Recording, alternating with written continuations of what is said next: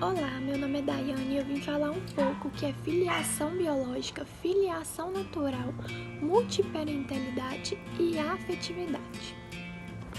A filiação biológica, mais chamada como filiação natural, tem origem à consanguinidade, estabelecendo os laços de sangue entre pais e filhos. A filiação objetiva é o reconhecimento jurídico entre maternidade e paternidade que não tem um laço sanguíneo, ou seja, quando o homem e quando a mulher pegam um filho, e mesmo sendo de pai ou mãe diferente, eles têm esses laços entre eles.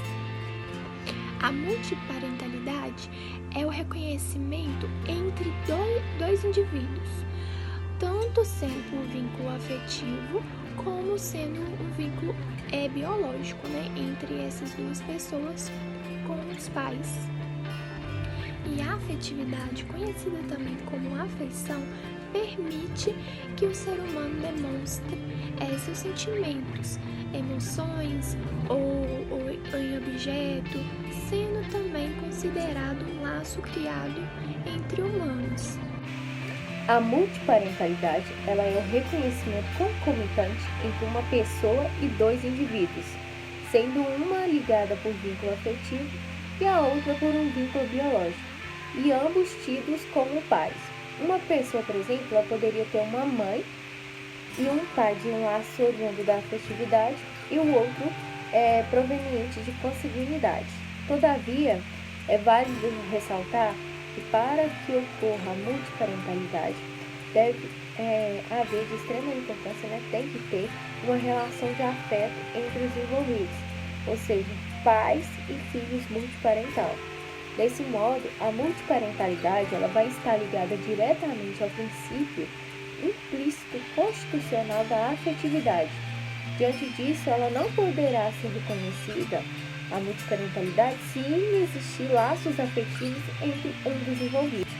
Agora, por que não adoção? O Estatuto da Criança e do Adolescente, o ECA, ele dispõe em seu artigo 41, dizendo o seguinte: a adoção atribui a condição de filho ao adotado com os mesmos direitos e deveres, inclusive sucessórios, desligando-se de qualquer vínculo com os pais e parentes, salvo os impedimentos matrimoniais.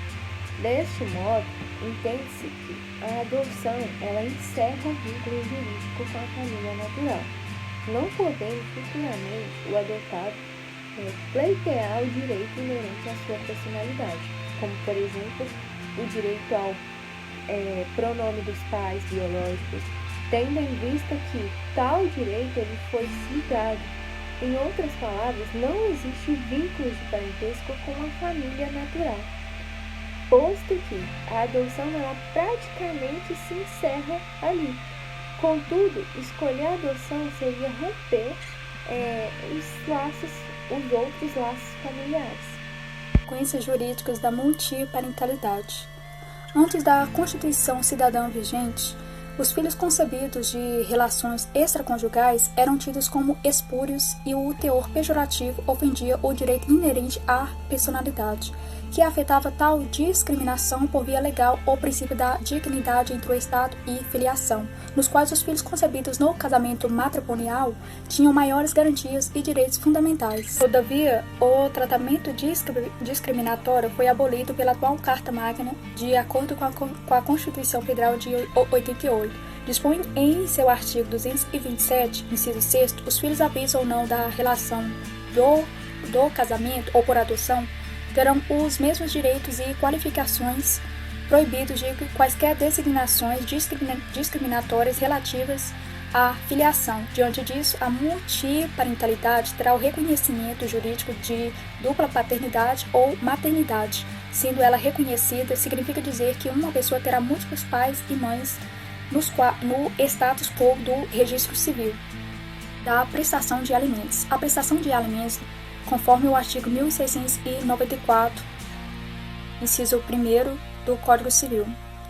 Em casos que ocorra a multiparentalidade, em que consistem da dupla paternidade ou maternidade, O dever de prestação de alimentos se estende em relações aos múltiplos pais em prol do filho. Isto é, a prestação alimentar deve ser cobrada de ambos pais, seja ele o pai biológico, socioafetivo, na proporção da possibilidade de cada um, para atender às necessidades do alimentando.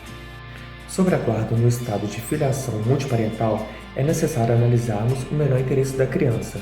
Existem algumas formas de guarda, como a guarda compartilhada e a unilateral. A legislação nacional dá preferência à guarda compartilhada, conforme o artigo 1584, parágrafo 2 do Código Civil, pois garante um caráter de isonomia entre os pais, havendo assim igualdade em relação ao filho ou corresponsável em todas as situações existenciais e patrimoniais, tendo em vista que a guarda se baseia no melhor interesse da criança e do adolescente. Deste modo, o que determina o titular da guarda não é o preceito fixo, e sim a análise ante ao fato concreto para determinar o bem-estar da criança. No quesito multiparental, no âmbito sucessório, a Suprema Corte, nessa decisão, trouxe a repercussão número 622 de 2016, sedimentando a tese de que a paternidade socioafetiva, declarada ou não em registro público, não impede o reconhecimento do vínculo de filiação concomitante baseado na origem biológica com efeitos jurídicos próprios. Deste modo, resta patente que o entendimento do Supremo Tribunal Federal se direciona no sentido que as relações socioafetivas acarretam efeitos acerca do direito sucessório, pois, ao iludir que merecem tutelas concomitantes para todos os fins de direitos, proclama de forma expressa que a multiparentabilidade produz impactos nas relações extrapatrimoniais e patrimoniais. A Constituição Federal também tratou de resguardar a inexistência de distinção entre filhos havidos ou não do casamento, conforme o artigo 227, parágrafo 6. Deste modo, resta evidente que a filiação advinda de forma não genética possui os mesmos direitos do que as relacionadas aos laços biológicos. O Supremo Tribunal Federal tratou de traçar ditames importantes acerca da parentabilidade, e esses foram seguidos por outros tribunais. Todavia, no caso ocorra a morte do filho, o artigo 1836, parágrafo 2 do Código Civil dispõe que, havendo igualdade em grau e diversidade em linha, os ascendentes da linha paterna herdam a metade, cabendo ao... Falar um pouco sobre a questão da multiparentalidade como salvaguarda das famílias poliamor. A questão da multiparentalidade é de extrema relevância nos debates sobre poliamor, tendo em vista a possibilidade de expansão no reconhecimento legal da paternidade ou da maternidade, todos os membros de uma união poliafetiva, e não apenas aos pais biológicos. Ainda assim, o tema é transcendente em relação à poliafetividade, tendo em vista que envolve questões como adoção, reprodução assistida e recomposição familiar, sendo que também envolve questões resultantes da institucionalização do divórcio e do recasamento. A multiparentabilidade, portanto, remete a discussões sobre a filiação socioafetiva, questionando a restrição do parentesco, a consanguinidade, de modo a incorporar ao aspecto sentimental criado entre parentes não biológicos pelo ato de convivência e de vontade. Ainda que apenas alguns dos casos de multiparentalidade se refiram-se às relações poliamorosas. Fenômenos convergem no sentido de se afastarem de um modelo de família e de casamento monogâmico.